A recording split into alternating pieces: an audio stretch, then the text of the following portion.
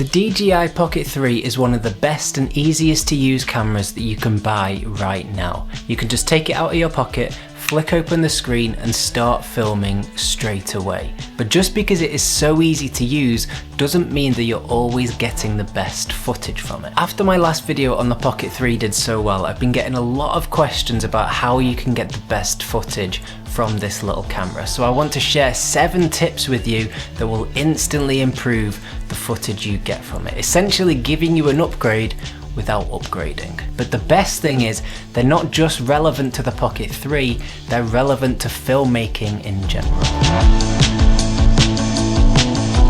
The first thing to pay attention to is the frame rate and shutter speed that you are using to film. And a good rule to follow with this is the 180-degree rule, which basically means your shutter speed should be double your frame rate. So if you're filming at 24 frames a second, your shutter speed should be 48 or 50, as close to 50 as you can get, because you can't always get to 48, but you can shoot with a shutter speed of 50, which is essentially double. If you're shooting at 30 frames a second, then your shutter speed should be 60.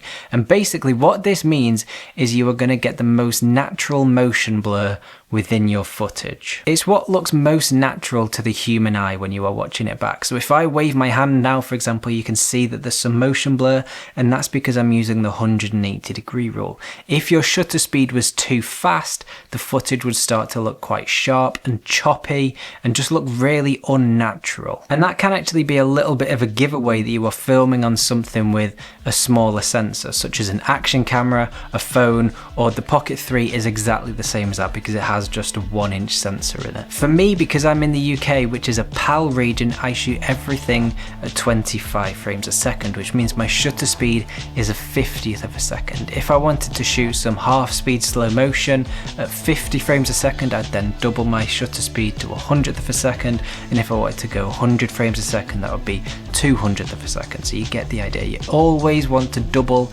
your shutter speed to what frame rate you are filming at for the most natural looking footage. The next thing you want to do is you want to keep your ISO as low as you possibly can. Now the Pocket 3 does actually perform really well for such a small camera, but like any other camera, as soon as you start to push your ISO and go to those higher values, you will start to get a noisier image, you'll lose dynamic range, and the image might potentially just start to look a little bit mushy if you go way too high. With the Pocket 3 only having a 1-inch sensor, it's not going to cope as well in low light as something like the Lumix S1 II that I am also filming on right now. That is a full frame camera and it has 2 base ISOs, so I can bump up the ISO to 5000 and still get a really clean image. That's not the case on the DJI Pocket. I need to keep the ISO as low as I possibly can to get the cleanest image, the most dynamic range, and the most pleasing clean image from it. In the same way I do when I'm filming with my main cameras, with the Pocket 3 I still like to lock off the ISO so that the exposure isn't changing in the background. Maybe the light changes slightly and the sun comes out from behind a cloud, or maybe I move into a slightly brighter corner of a room. I don't want the exposure changing, so I lock off the exposure if I can. But with the Pocket 3, I'm not going to push the ISO in the same way as I would this camera that I'm using right now. And I don't want to push the Pocket above ISO 400 if I can help it. I might potentially push that a little bit further to maybe 800 if I'm filming at nighttime, but I still want to be able to keep it as low as I possibly can. And that's purely down to the fact that the Pocket has a much smaller sensor. It has a 1-inch sensor, whereas the Lumix S1 II that I'm using right now has a full frame sensor. So that means that by having a smaller sensor, the more that you push those ISO values up, the much quicker you're going to introduce noise to your image.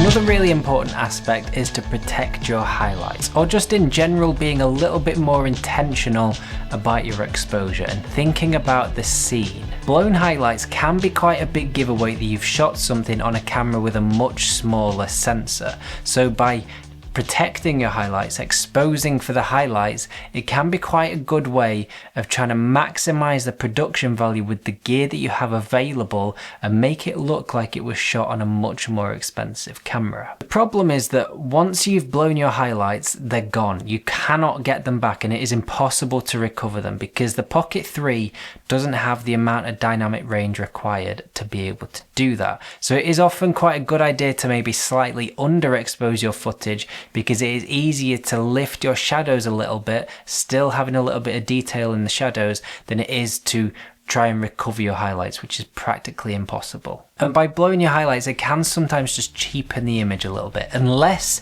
your intention is to do that. Maybe you're shooting inside a room and you need to expose for the room, and outside is bright sunlight. Then you might want to completely blow out the window.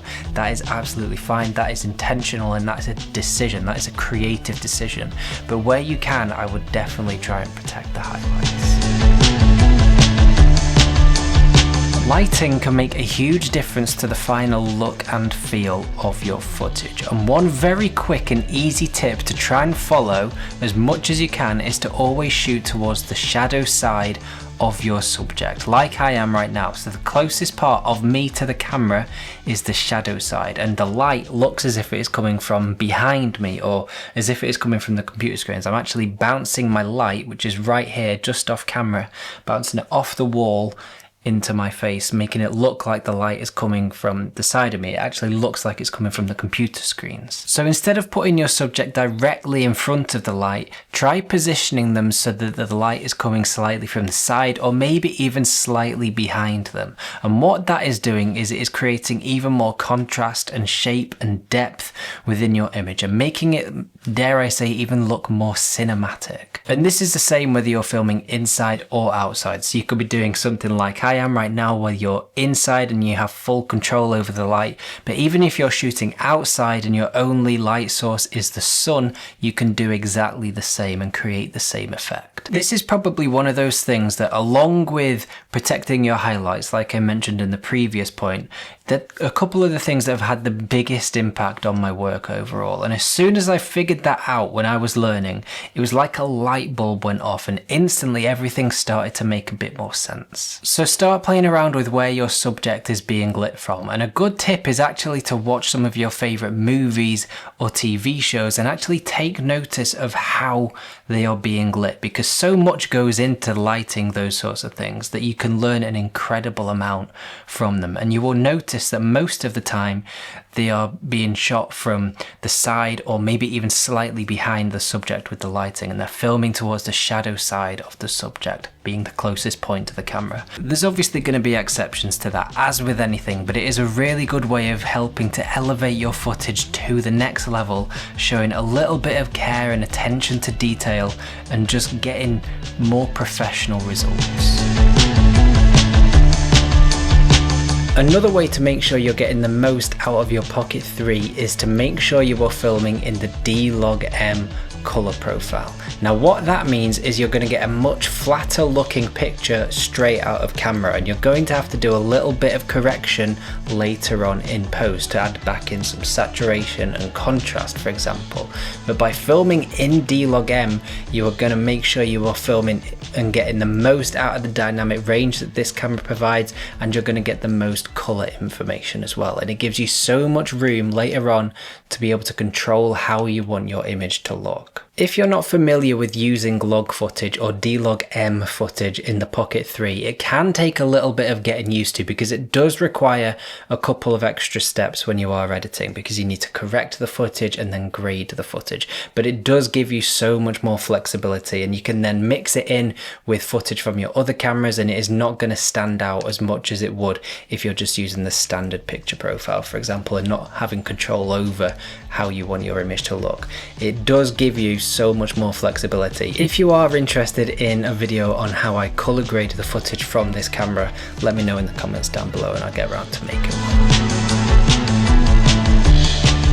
If you want to make sure that you're sticking to the 180-degree rule that we spoke about earlier, where your shutter speed is double your frame rate, you're going to want to get yourself a set of ND filters, especially if you're going to be filming outside, because they are what are going to allow you to be able to stick to the 180-degree rule, because if you're filming outside, especially where you've got bright conditions and you're using the 180-degree rule, you're gonna find very quickly that your footage is gonna be overexposed, and that's where typically your camera would compensate by speeding up the shutter speed so it can block out some light, and that is where you end up with the really choppy footage. ND filters allow you to stick to the 180-degree rule because they are effectively sunglasses for your camera, so they're blocking out that extra light that you're capturing. So by using an ND filter, and they're tiny for the Pocket 3 because the Pocket 3 is tiny, you can block out that extra light, and that means that you can then keep your shutter speed where you want it to be, double your frame rate. And these literally just magnetize straight to the front of your Pocket 3 just like that. It's nice and easy, and that means that you're then blocking out the light. They come in different strengths, so if it is really sunny or not quite as sunny, you can have full control over whatever it is you're doing. The ones I use are really cheap. I got them on Amazon. They're from K&F Concept. They cost about 20 quid for 4, I think. They come in 16, 32, 64, and I think it came with a polarizer filter as well, which you don't necessarily need, but it's a nice to have if you want more. I tend to just stick to the ND 16 and 32 because they pretty much cover all the conditions I'm going to be shooting in, because it's never really that sunny here in England. It's not stopped raining really for the last three months, but ND 16 and 32 covers most of the conditions I'm filming.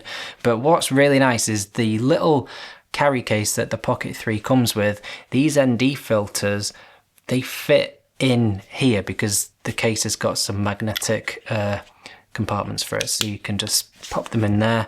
You can stick your Pocket 3 in over the top of them and you know you're not going to lose them, and you've also got them with you whenever you need them. And what is really nice as well is when the Pocket 3 is off, you can still keep your ND filters on because it still closes and keeps them in place. So yeah, definitely get yourself some ND filters. And finally, just because the Pocket 3 has a gimbal built into it doesn't mean that every shot needs movement in it.